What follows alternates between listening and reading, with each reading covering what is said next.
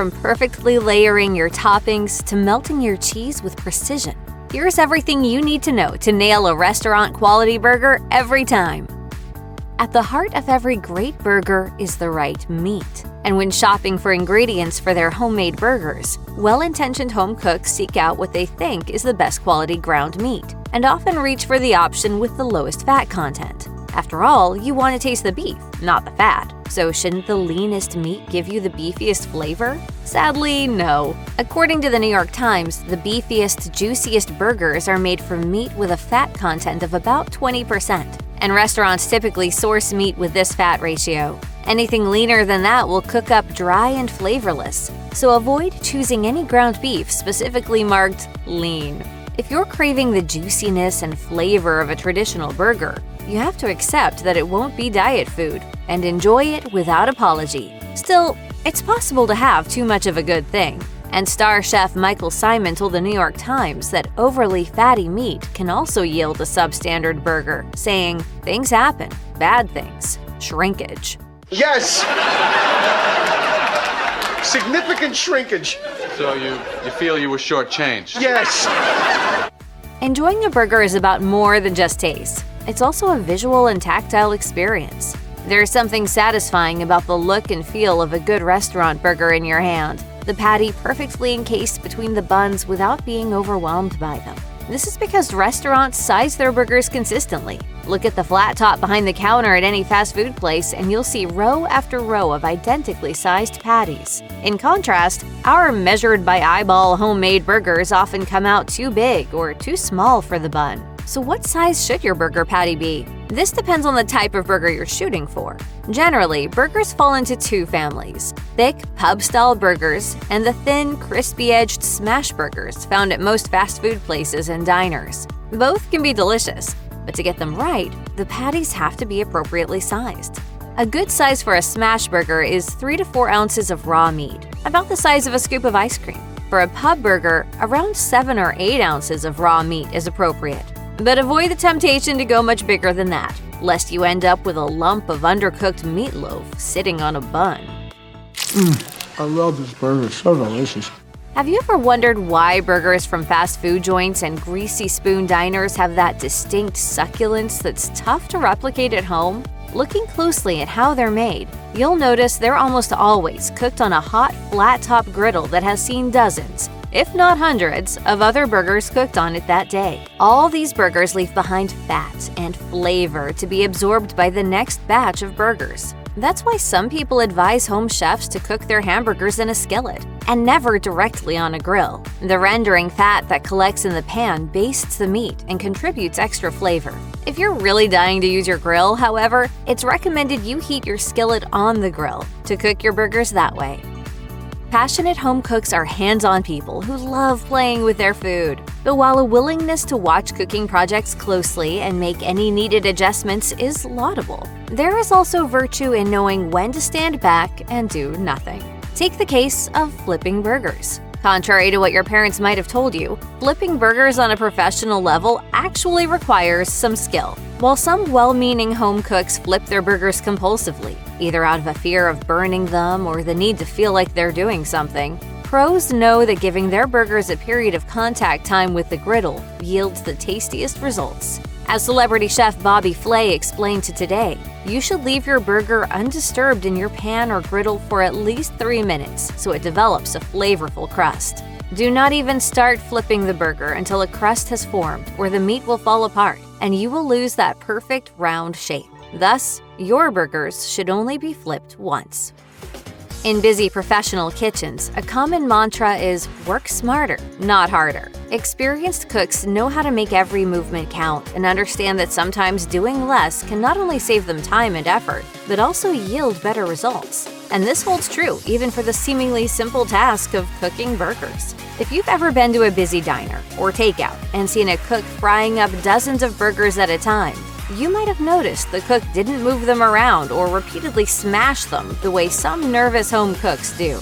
Instead, pro cooks mostly monitor them for doneness, flipping them just once before serving them. While avoiding doing too much and smashing a dozen burgers at once clearly has practical advantages, it also has a culinary advantage. As noted by the Chicago Tribune, unsmashed burgers are juicier and tastier. And that makes sense, considering when you press down on a burger, you squeeze out all the flavorful juices. So even if you're making thin smash burgers, smash them down only once at the beginning of the cooking process and avoid the temptation to do it again.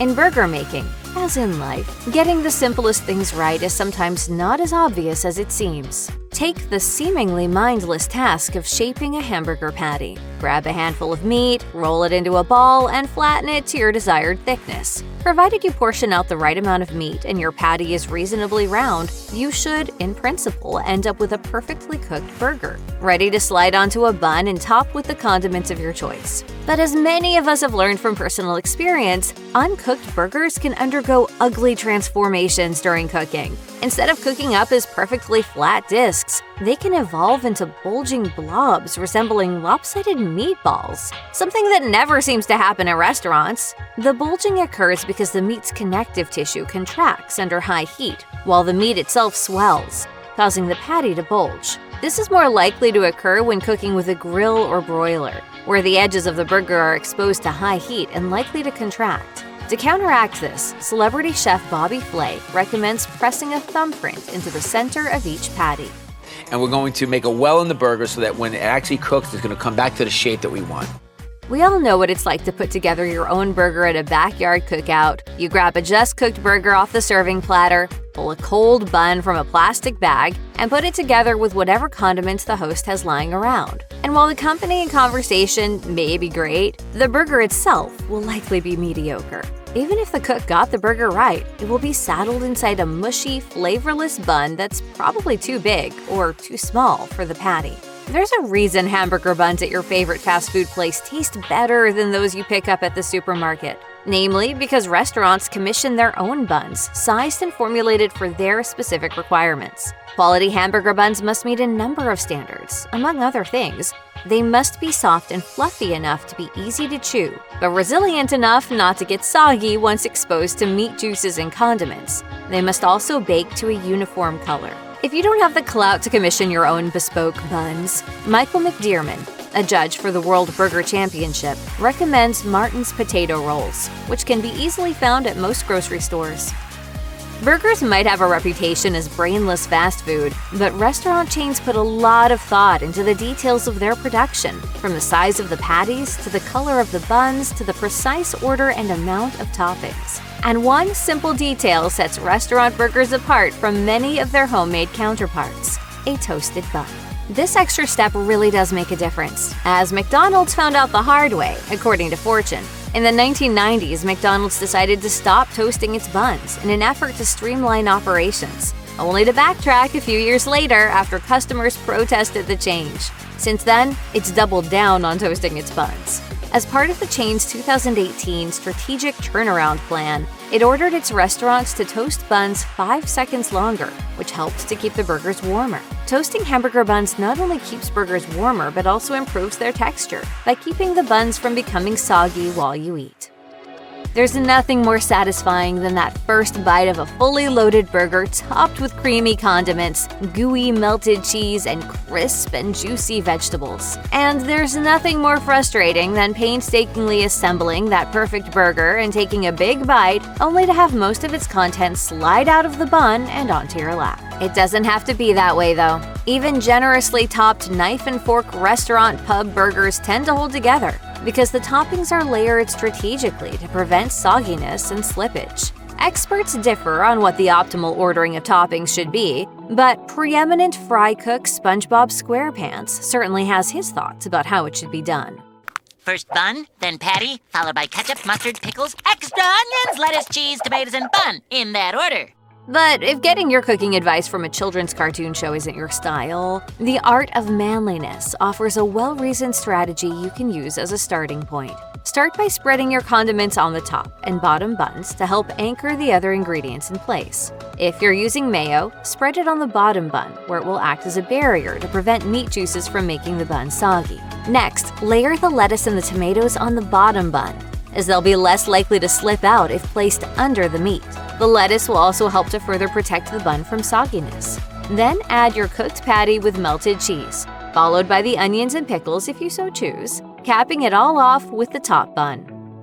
There's a right way and a wrong way to add cheese to your burger. The wrong way is to add the cheese slices after the burgers are cooked. It's dead easy, but based on one of two faulty premises. First, that cold hard cheese is just as appetizing on a burger as melted cheese. And second, that residual heat from the burger will be sufficient to melt the cheese. Newsflash, it's not, and it won't. Instead, as celebrity chef Bobby Flay says, you need to be sure to melt your cheese completely, and don't skimp on the quantity of cheese. His go-to combo is a slice of American cheese and a slice of white cheddar. He puts on the cheese just after flipping the burger, adds a splash of water, then covers the pan. The water steams, causing the cheese to melt evenly and fully. If you've ever wondered why some restaurant burgers have that extra bit of richness and flavor that you've never managed to achieve with your homemade burgers, here's some good news. This magical secret ingredient is probably already in your refrigerator. And the secret ingredient is butter.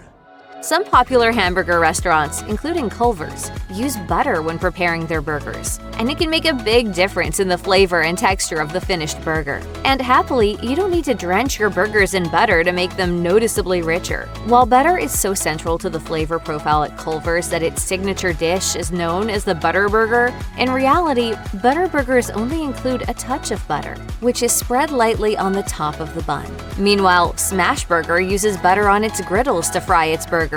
This adds not only extra flavor, but helps the burgers develop a toasty, caramelized crust and a touch of crunch.